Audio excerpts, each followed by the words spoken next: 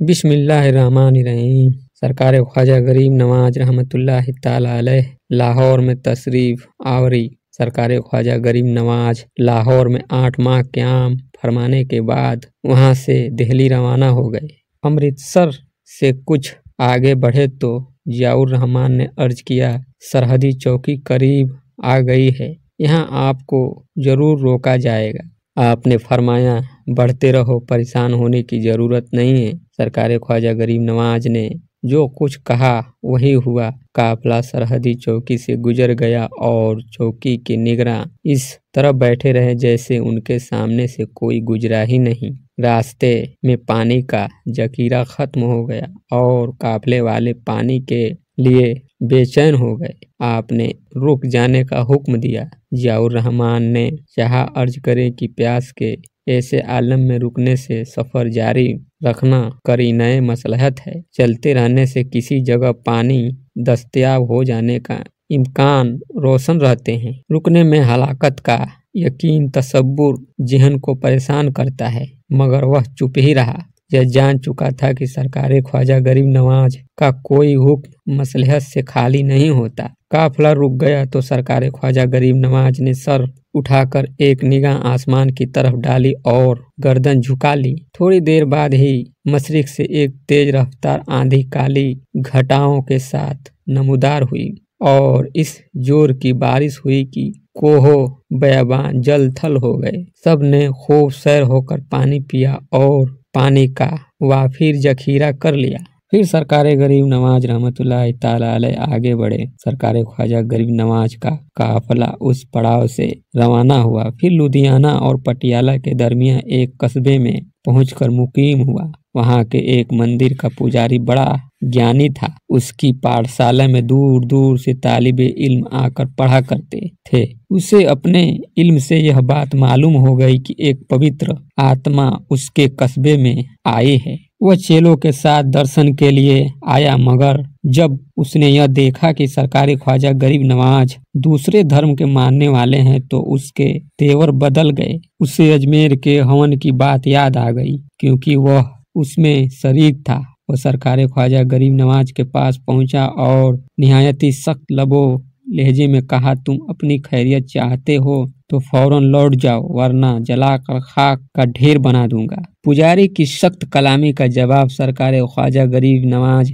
ने कमाले नरमी से दिया और फरमाया, हमारी तुमसे कोई लड़ाई नहीं है, हम तो सिर्फ हक का पैगाम लाए हैं। सुन लो, कबूल करो या ना करो, यह तुम्हारी मर्जी है। अगर हमारी बात मानोगे, पस्तियों से निकलकर बुलंदी हासिल करोगे। आपकी यह बात सुनकर पुजारी फजा में बुलंद हो गया और कहा, बुलंदी की बात करनी है तो फिर बुलंदी पर आओ, जमीन पर क्या खड़े हो। आपने ख्वाजा कुतुबुद्दीन बख्तियार काकी से कहा, जो आपके साथ सफर कर रहे थे, जाओ उसे उसी की जबान में बुलंदी और पस्ती का मफहूम समझा दो। हुक्म सुनते ही ख्वाजा कुतुबुद्दीन बख्तियार काकी रहमतुल्लाहि ताला अलैह भी फजा में बुलंद हुए और पुजारी से ज्यादा बुलंद होकर कहा, आओ यहाँ बात करेंगे। जब पुजारी ने मजीद बुलंद होना शुरू किया तो आपने भी बुलंद होना शुरू कर दिया और रफ्तार ऐसी रखी कि दरमियानी फासला कायम रहे। बुलंदी की तरफ दोनों का सफर जारी रहा, मगर एक ऐसा मकाम आया जहां कुर्ब बाद खत्म हो गया। ख्वाजा बख्तियार काकी रहमतुल्लाहि ताला अलैह ने देखा कि कुर्रे बाद की हुदूद से वह आगे बढ़ने से कासिर है, तो उसे मजीद बुलंद होने की दावत दी। पुजारी ने हाथ जोड़कर सर झुका दिया और कहा, बेशक आप बहुत बुलंद हैं। हिंदुस्तान के ज्ञानी यहाँ से ज्यादा बुलंदी तक परवाज नहीं कर सकते। मैं ये सोच रहा हूँ कि चेले इतने बुलंद परवाज हैं तो गुरु की परवाज क्या होगी। आओ गुरु देव के पास चलें। जब दोनों सरकार ख्वाजा के पास पहुँचे तो ख्वाजा कुतुबुद्दीन बख्तियार काकी ने अपने मुर्शिद की दस्तबोसी की और पुजारी कदमों में गिर गया। आपने उसे उठाकर सीने से लगा लिया। सीना सीने से मस हुआ तो उसके अंदर नूरे ईमान कबूल करने की ख्वाहिश पैदा हो गई। आपने कलमा तैयबा पढ़ाकर उसे दाखिले इस्लाम कर लिया। पुजारी के तमाम चेले भी उसी वक्त मुसलमान हो गए। शाम होने से पहले अक्सर गैर मुस्लिम बाशिंदे मुशर्रफ व इस्लाम हो चुके थे। सरकार ख्वाजा गरीब नवाज ने वहां एक हफ्ता क़याम किया और अपने एक मुरीद ख्वाजा गरीब नवाज असगर को 9 मुस्लिमों की दीनी और रूहानी तरबियत के लिए मुकर्रर कर दिया। पुजारी का नाम आपने अब्दुल्ला तजवीज़ किया। वह आपकी एक हफ्ते की मुसाहबत में वली कामिल हो गया। फिर सरकार ख्वाजा गरीब नवाज उस कस्बे से रुखसत होकर पटियाला से गुजरते हुए सरसमा और फिर हांसी पहुँचे।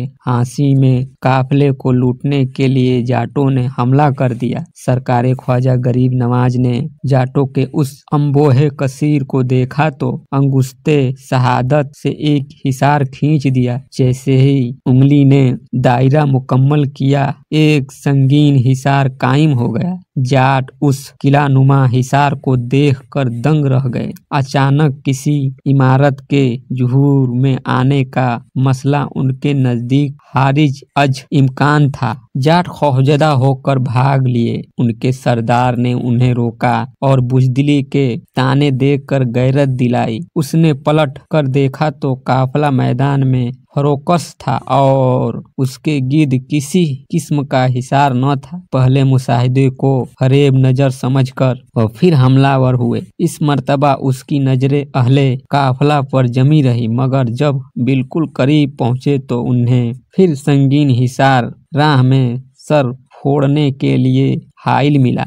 इस बार उनका खौफ तहव्वुम की हदें पार करके यकीन बन चुका था। वापस होने लगे तो फिर उनके सरदार ने उन्हें रोकना चाहा, मगर वह न रुके और जिधर जिसके सिंग समय निगल गए।